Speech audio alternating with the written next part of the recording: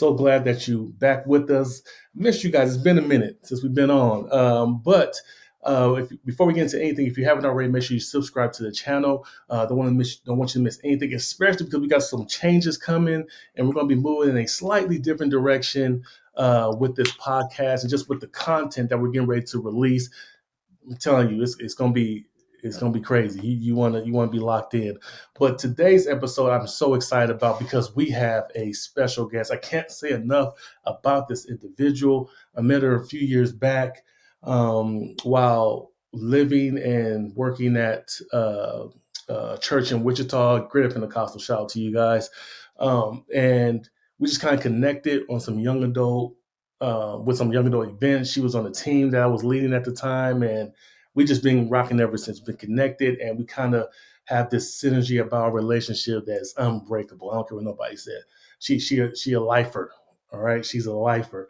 I want everybody, say something in the chat. Holla at Miss Nikki, as I like to call her, Coleman. How you doing?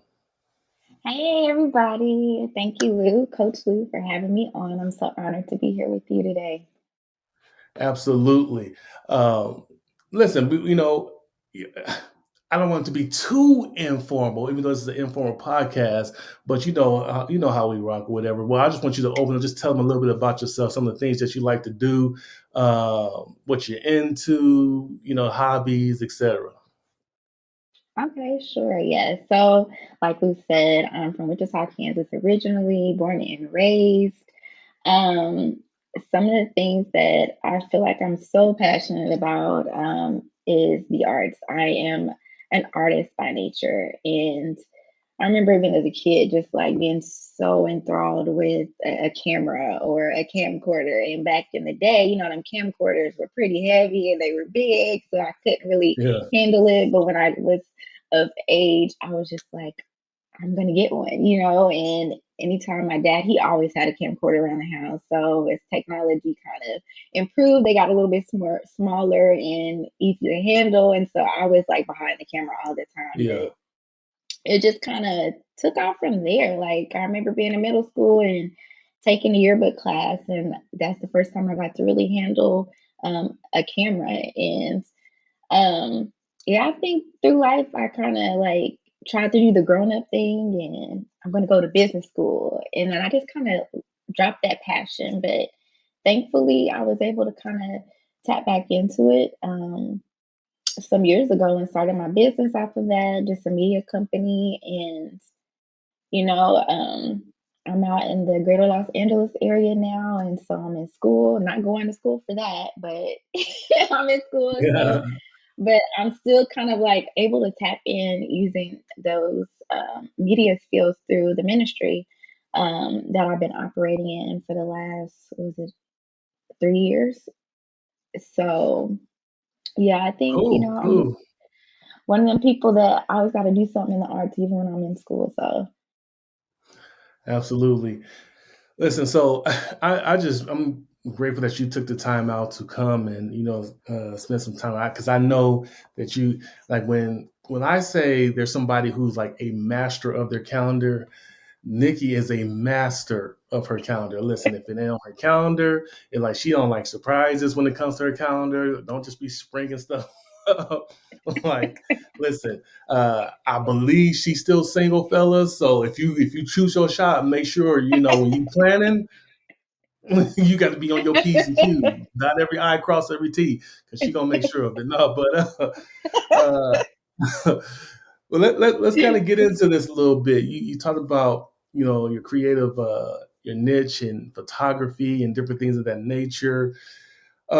Let's kick it off with this. Talk to us about combining your creativity and ministry, because I don't know if you mentioned what you're in school for, but if you want to go there, you can tell them. But how do you conflate the two, and why do you feel it's necessary in your particular field? yeah, sure. So, back in 2019, I started a ministry. God just kind of laid it on my heart. I was really, honestly, it was a conversation I had with God. I'm like, you know what? I'm in a ministry sense. I was in my early 20s, and I just feel like I'm just kind of like going with the flow. Like I'm not really operating in my call. I'm just doing busy ministry work, if that makes sense. And so I remember him telling me, do a conference for girls. And that was something I had like, I remember writing it out like years ago. And I said, okay, one day I'm going to do this. And I have this conference for girls. And then I just kind of tabled it. And life happened, and you just kind of forget about things. And so I had my first conference in 2019. And when you're planning a conference, there's so many intricate pieces to it. So I had to teach myself how to do like the flyers, and I had a great team. I had sponsorships and everything. But then the pandemic happened a year later, 2020. So then it was just like, okay, so how am I going to do this conference? Like, I don't want it to be a gap. Like, I still want to be effective in the ministry. So then I thought I'll just go virtual. So I literally went and recorded um, some guest speakers. I had a friend that she has a nail salon, and I was just like, I want to do a segment on self care type things. And so I went in with my video camera, and I just like videotaped her. I had another friend that's a chef. I went in and we did like a videotaping session. So I just compiled all these videos and made like this nice little presentation to show off with the girls so that I was still able to, be effective. And that's really kind of like how it got started with me intertwining my ministry with, my gift in media. And it's kind of like continued on. I mean, I'm in school now. I'm actually going to school for marriage and family therapy. So it really kind of coincides with my ministry for girls, which has expanded out to women since I started doing live chats. Like the women were like, "Hey, we want this too." So in what was it, 2022, I believe. Yeah. Um, I started doing live chats for women and girls. And so through that, I mean, I'm still kind of tapping into the marriage and family therapy field, and still able to utilize my interest in media to kind of intertwine it all together.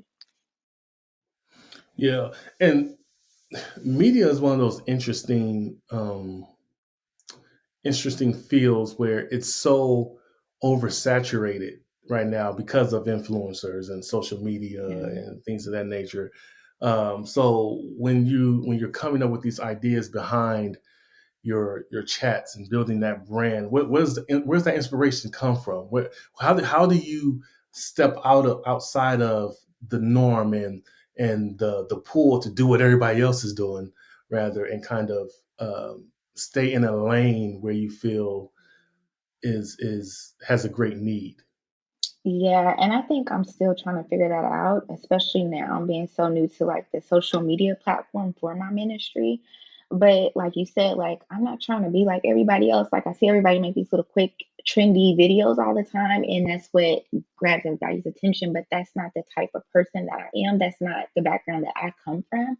I'm working in media, like I'm used to making films. So it's just like, how can I incorporate this in a way that it'll still be effective? And it'll still, reach an audience. So I'm still feel like I'm tugging with that.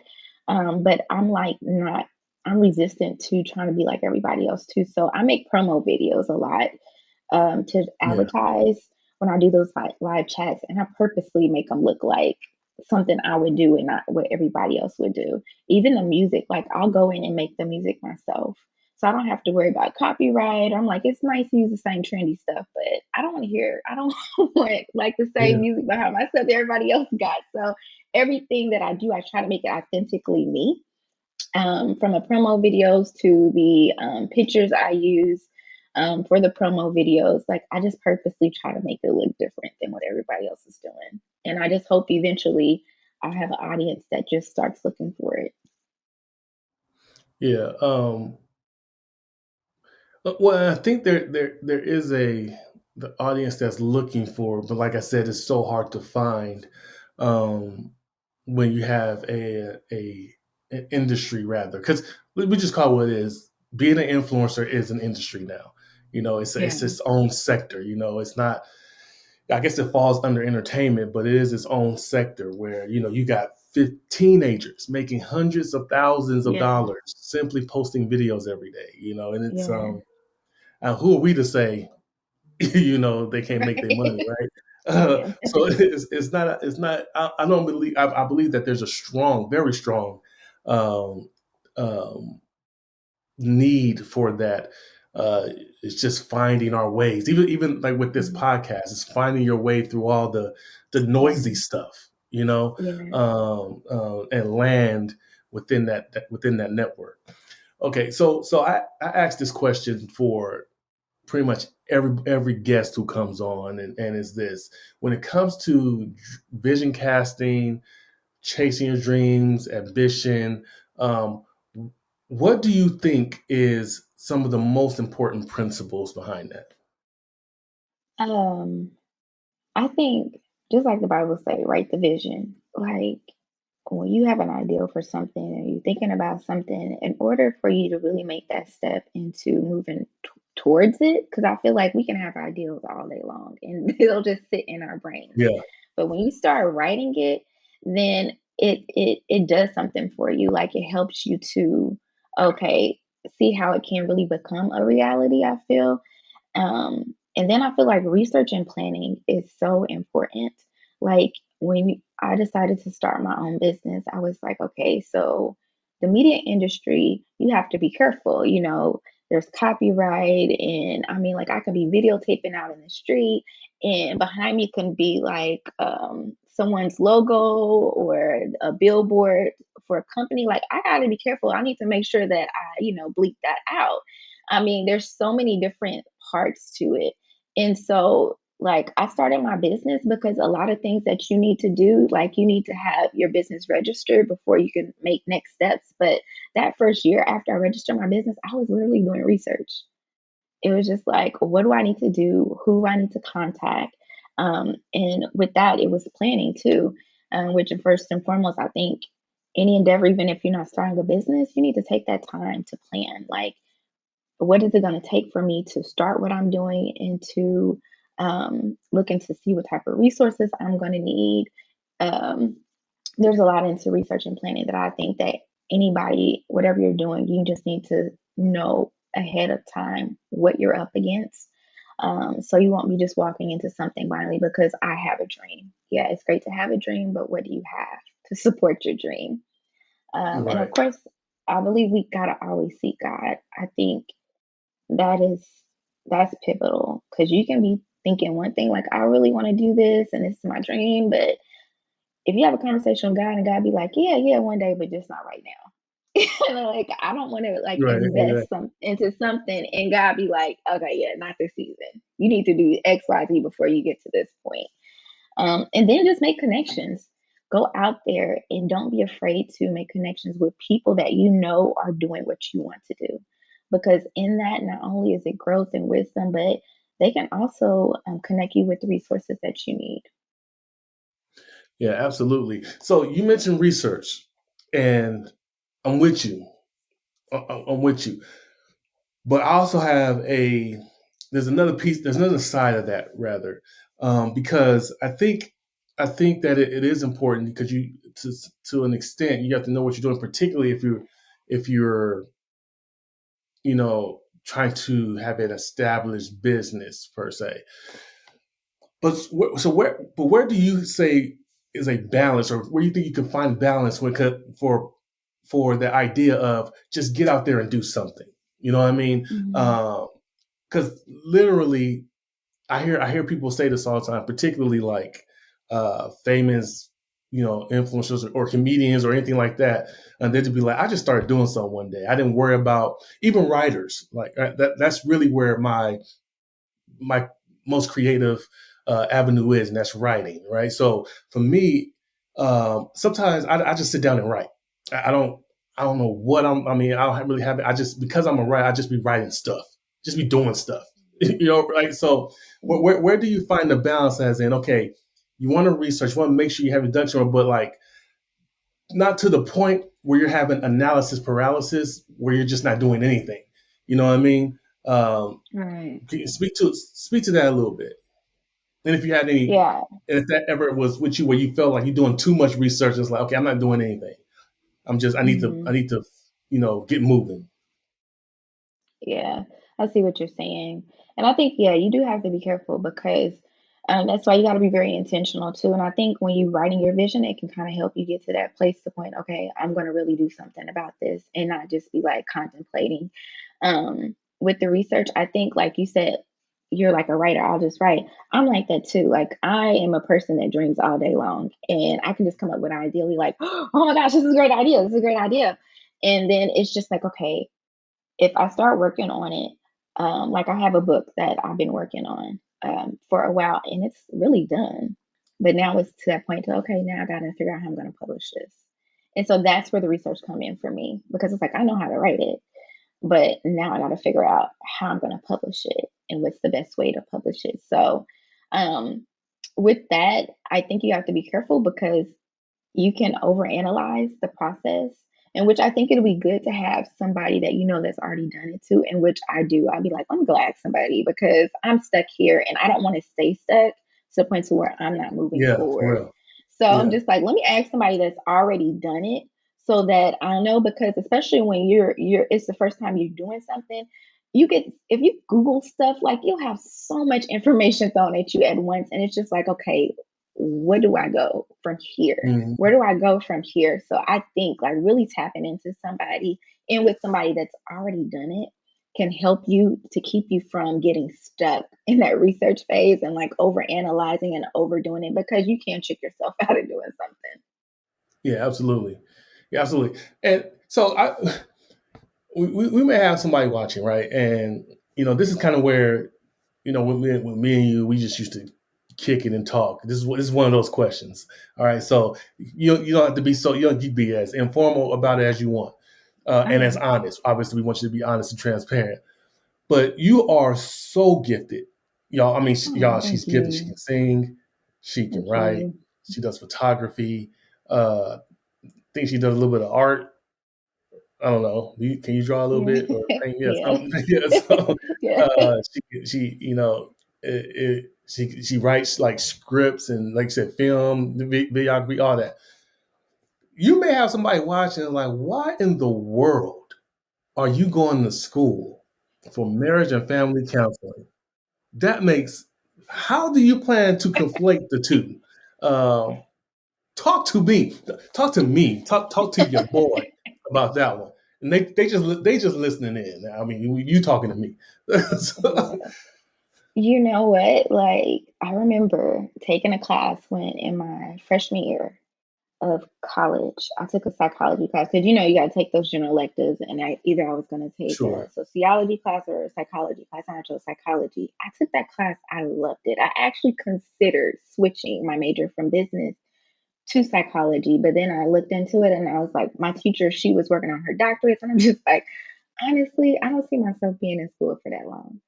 So, and it wasn't like it didn't come into my mind after that, but I was just, I got to a point to where I was focused on the arts and trying to make that happen. And so this was really a God thing because I didn't 5 years ago, if you would have asked me if this would have been a degree I was pursuing, I would have said no. Like I started my business for media, and as of a couple years, I was still working on trying to get to the place where I could do that full time because I know that's where my passion is.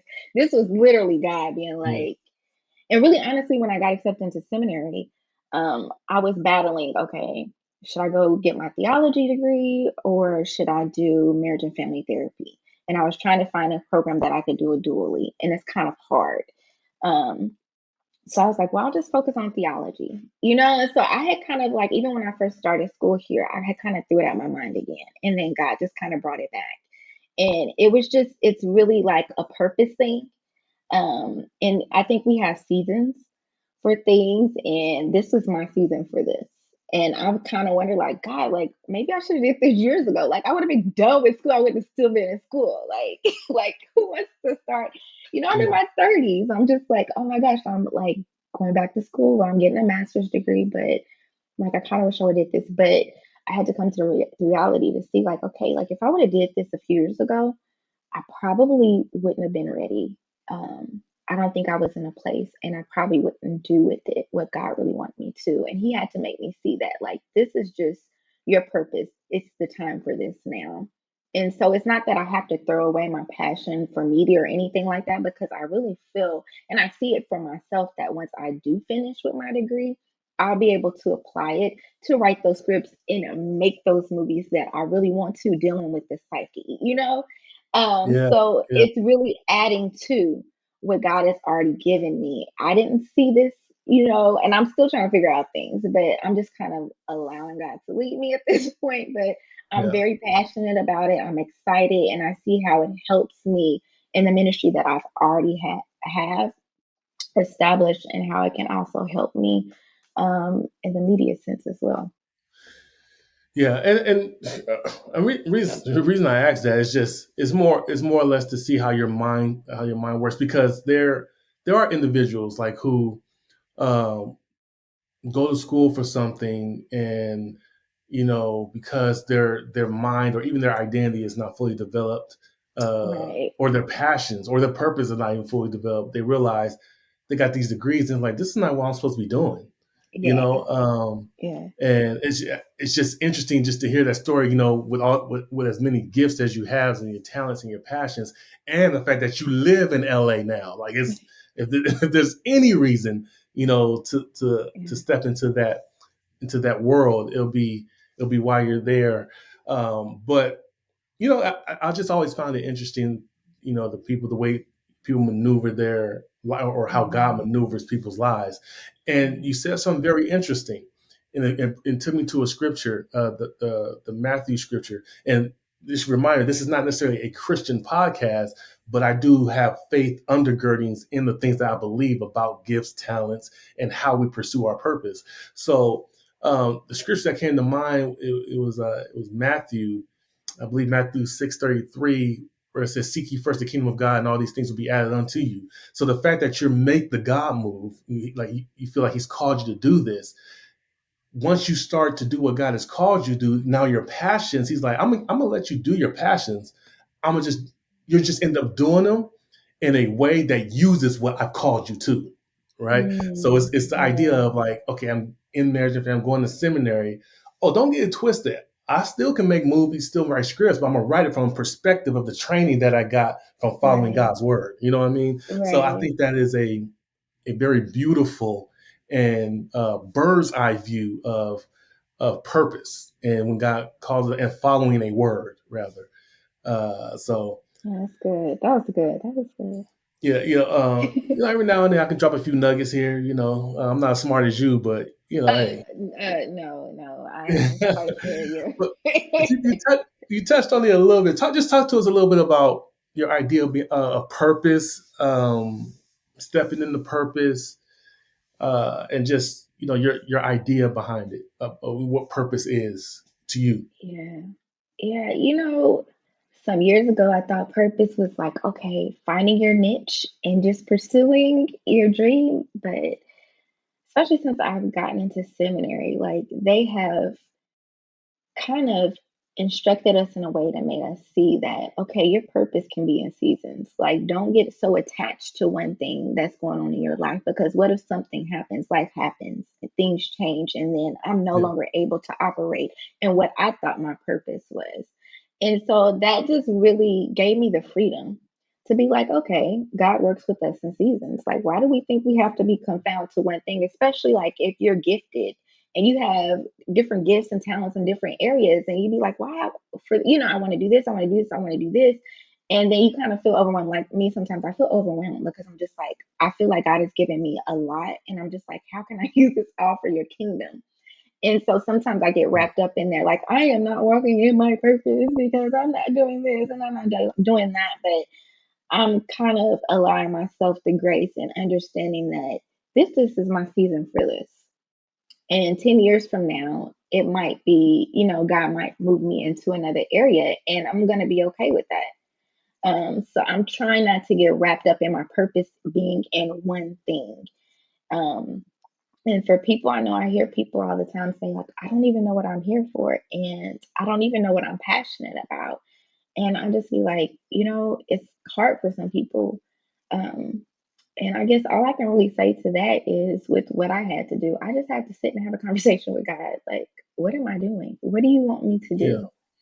Um, and just wait for him to respond. He doesn't always respond right away. And we gotta have patience with God.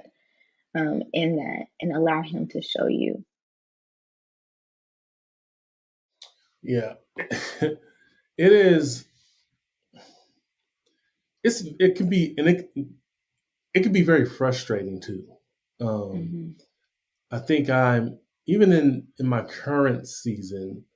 I find myself getting a little frustrated with just different moving parts of Hmm. my life and just the things that I know God has called me to, but the shape that they're supposed to be taking, they're not quite taking Yeah.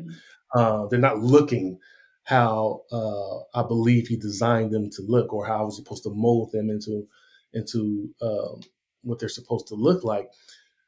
But at the same time, I think that's where when we get frustrated, it's because we're in the way too much. And we got to be Mm. reminded that Yeah. uh, we're the potter. I mean, we're the clay. He's the potter, right? Yeah. Um, we're just following commands. If we just continue to follow the commands, then things will begin to take shape how they're supposed to. Now, if you're listening, you're like, Mhm. well, I'm not really very religious or spiritual. This is where it's hard for me to separate, or hard for us, like people like us, me and Nikki, who are believers, to separate the two, because I told you guys on another episode, when it comes to coaching and consulting, there was no way I could, you know, use the word best without having my faith being a part of that. Because yeah, you can be a great version of yourself. You'll never be the best version of yourself outside of the faith, in my Mhm. opinion, in my view, because we didn't create ourselves. We're not our maker. So we need somebody who knows us better than we know ourselves to be the best, to become our best self.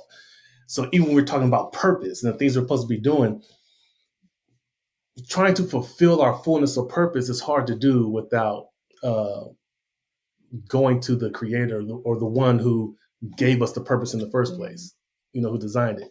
So it is tough, but I understand those who aren't believers, who struggle with this as well. And what Nikki was saying is, even if you take the spiritual stuff out of it, you have to follow a certain order. Rather, all right. There's a certain order to everything. There's order to everything. And I think many times when we step outside that order, we start doing things. We start rushing the process.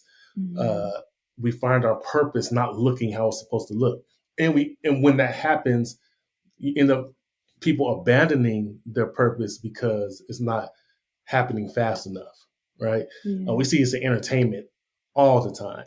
I'm not getting the Yeah. gigs. I'm not, you know, things are not popping off for me, so I just quit. I go get a 9 to 5. Except when they didn't know that they were like, two more no's away from their yes and their big break, rather. So Mm. I think Yeah. it's Yeah. I think it's important when we're dealing with creativity and ministry, well, creativity, but then creativity and ministry together, that uh, we follow the necessary order that's in place, whether it be if you come from a spiritual perspective or not.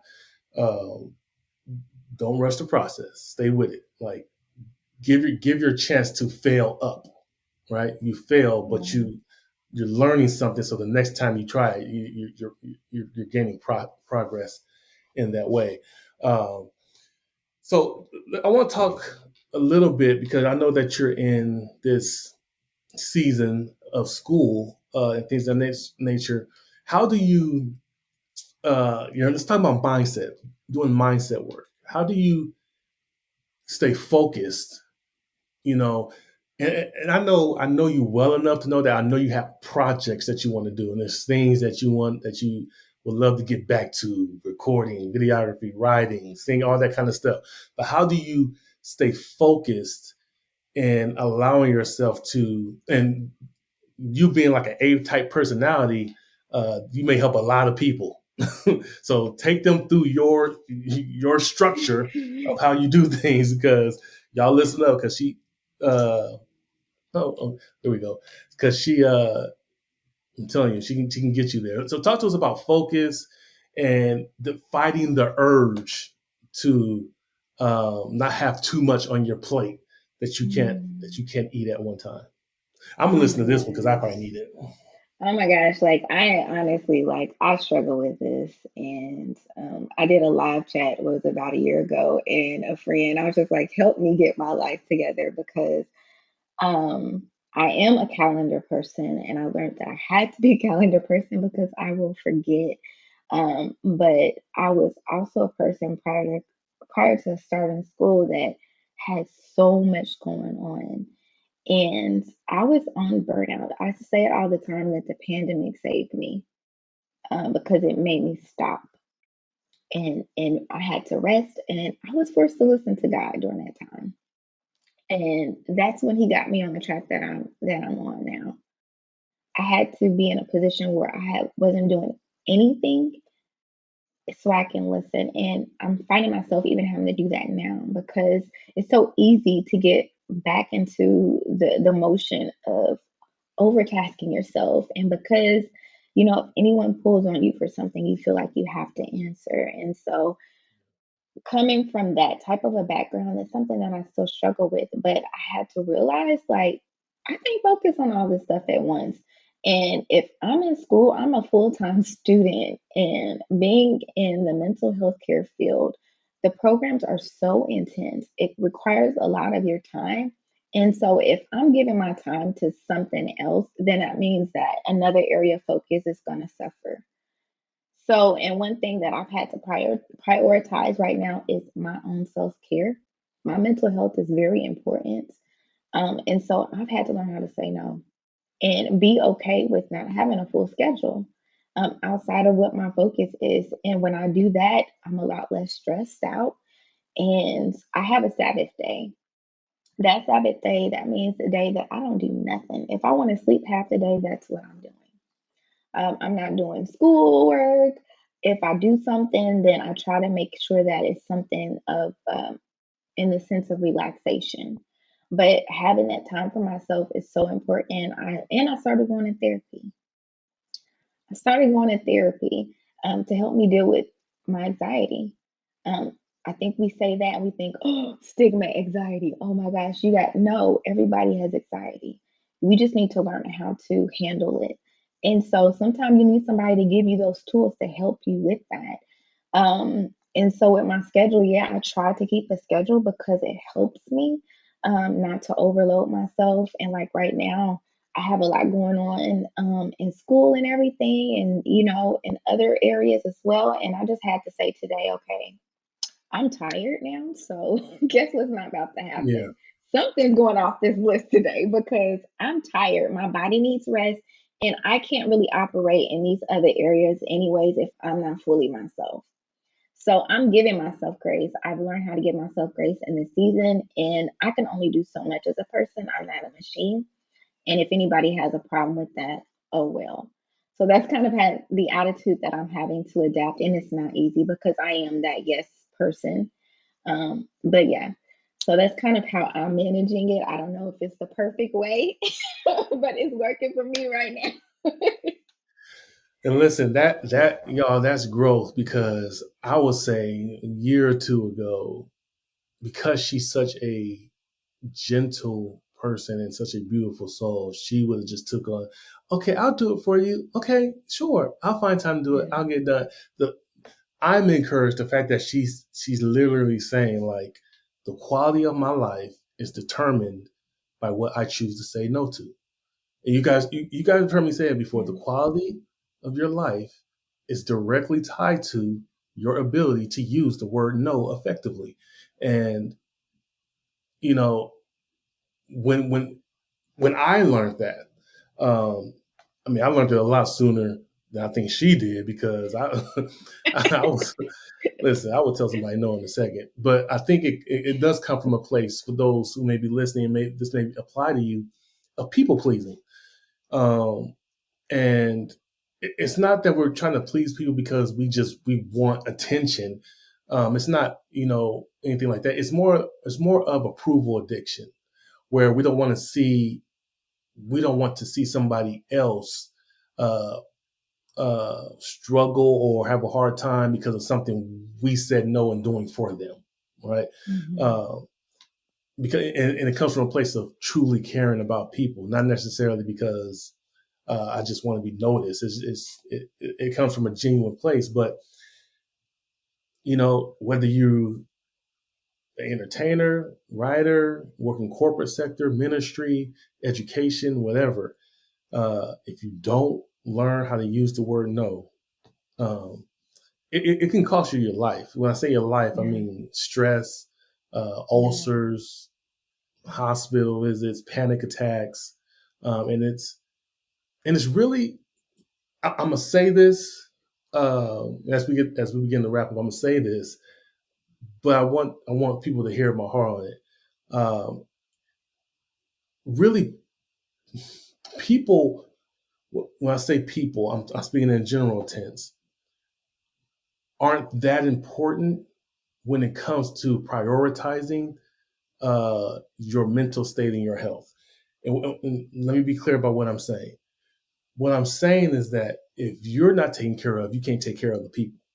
So if you're at a place where you feel like you have to take care of all these people and they come first, well, after you've maxed yourself out and you're burnt out and you can't get up and you're depressed and now you have to take so much time off, what happens to those people you were supporting? You know, by you being down, now that directly affects, particularly those with families and kids and things that nature. It directly affects um, their quality of life as well. So there's a rhythm and a balance that has to take place when it comes to prioritizing yourself. And the other side of that is that if you don't do it, they'll get somebody else to do it. I promise you. Exactly. If you say no, they'll find somebody to say yes. Right? If it really has to get done for those workaholics out there, you don't have to be the one to take all those caseloads. Somebody else will do it. I promise you, they'll find somebody else to do it. So make sure you're taking your rest and everything like that. So Nick, that's what I call y'all. Before we get out of here, just tell people. I know you've spoken a little bit about just what you're doing, your chats, etc. When you can expect to have another one, let us know. Yes, so I recently switched platforms. So I had a good following on Facebook, and I'm no longer on Facebook for a number of reasons. But I'm really trying to pull my audience into YouTube. So I just started a YouTube channel. We're also on Twitch, and Instagram. Like I'll put like snippets of the chat of our live chats on Instagram, but I'm actually going to do my first live on Instagram May the 4th. I'll be interviewing someone who has a disability, and she is a content creator, and she has a really inspiring story, and she wants to normalize people's view of people with disabilities, like quit looking at them like they can't do anything in life because they have a disability. So I'm really excited for that chat.